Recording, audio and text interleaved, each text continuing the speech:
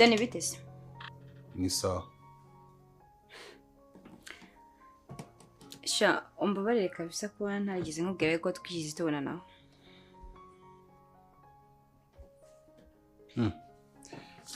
None se ni we twajyaga tuvugana kuri telefone? Atunguwe se? Yeah, of course ndatunguwe. Gusa nanone ndishimye kuba mbonye umuntu twajyaga tuvugana ntamuzi. Umva wishimye.